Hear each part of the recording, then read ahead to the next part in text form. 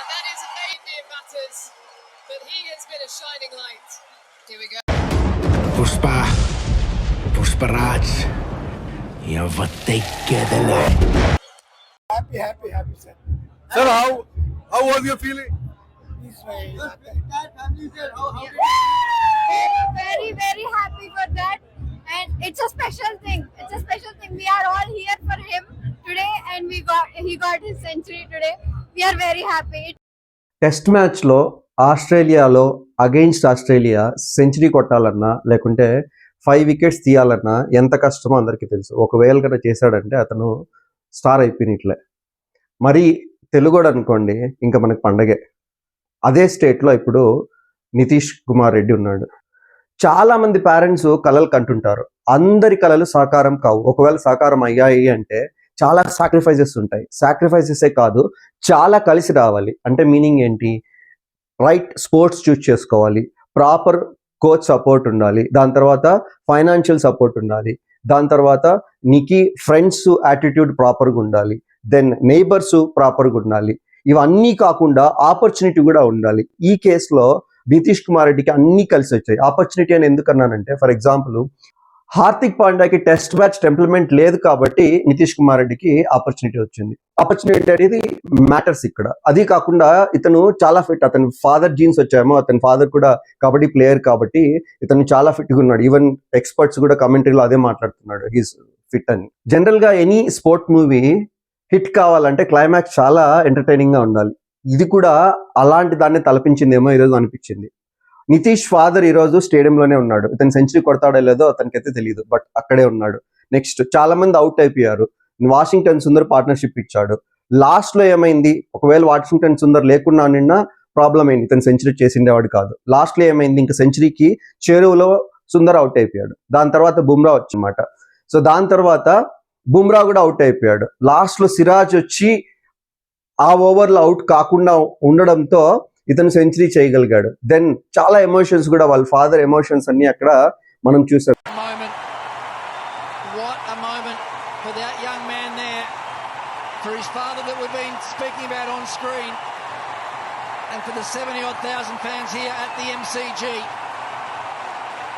Take your time, young man. Soak it all in.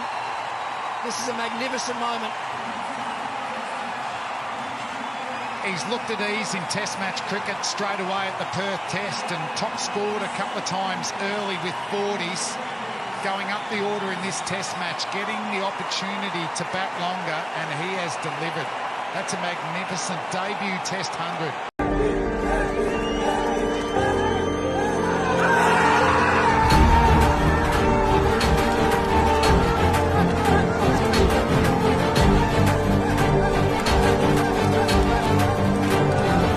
ఎప్పుడైనా youngster టీంలో ఆడుతున్నాడు అంటే చాలా ప్రెజర్ ఉంటుంది. ఉంచాలా తీసేయాలని చాలా ఎక్స్పర్ట్స్ కూడా అంటుంటారు. ఈవెన్ ఈ మ్యాచ్కి ముందు కూడా ఈ మ్యాచ్లో ఎందుకు ఇంక్లూడ్ చేశారని చాలా మందికి డౌట్స్ కూడా ఉండేటివి అనమాట. ఈవెన్ దో అలా ఉన్నా కానీ ఈ సిరీస్లో టాప్ స్కోరర్ ఇతనే. ఈ మ్యాచ్తో ఏమైందంటే ఆస్ట్రేలియాలో థర్డ్ యంగెస్ట్ సెంచరీ చేసిన ప్లేయర్ అయ్యాడనమాట. ముందు సచిన్ టెండూల్కర్, పంట్ తర్వాత ఇతనే ఉన్నాడు అనమాట. ఇంకోటి ఏంటంటే ఈ డౌట్స్ అని ఇప్పుడు అన్ని పటాపంచలేకపోయాయి. ఏంటంటే అతన్ని యాజ్ ఏ ఆల్రౌండర్ కాకుండా ఈవెన్ యాజ్ ఎ బ్యాట్స్మెన్ గా కూడా ఇతన్ని ఆడించవచ్చు అని ఎక్స్పర్ట్స్, ఈవెన్ గవాస్కర్ కూడా అలానే మాట్లాడుతున్నాడు. వెరీ ఇంపార్టెంట్ పాయింట్ ఏంటంటే మన ఇంట్లో ఏవైనా కష్టాలు ఉంటే పిల్లలకి అవి తెలియచేయాలి. ఇతనిలో కూడా ఆ పెయిన్ బాగా కనపడింది అనమాట. ఈవెన్ లాస్ట్ లో కూడా సెంచరీ కొడుతుంటే ఆత్రపడి ఏదో కొట్టేసేయాలని 4లు 6లు కొట్టలేదు.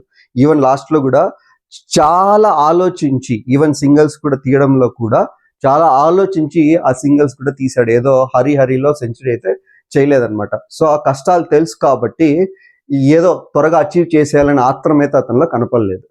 As far as his batting is concerned, there's not much needed. He's got a very sound defense.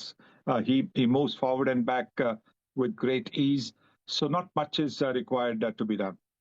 కష్టాలు తెలుసు అని ఎందుకు అంటున్నానంటే వాళ్ళ ఫాదర్ హిస్టరీ గురించి చాలా వరకు తెలిసే ఉంటుంది. జస్ట్ బ్రీఫ్ గా మాట్లాడుకుందాము.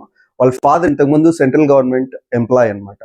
సో ఇతను 14 years ఉండేటప్పుడు ఆ జాబ్ను వదిలేశాడు. ఎందుకంటే అతను ఇంతకుముందు హిందుస్థాన్ జింక్ అనే సెంట్రల్ గవర్నమెంట్ ఆర్గనైజేషన్లో వర్క్ చేశాడు. వాళ్ళు వైజాగ్ నుంచి ఉదయపూర్కి అతను ట్రాన్స్ఫర్ చేసేటప్పుడు అతను అక్కడికి వెళ్తే ఇతని స్పోర్ట్స్ కెరీర్ దెబ్బతింటుందని ఆలోచించి అతను జాబే వదిలేశాడు అనమాట.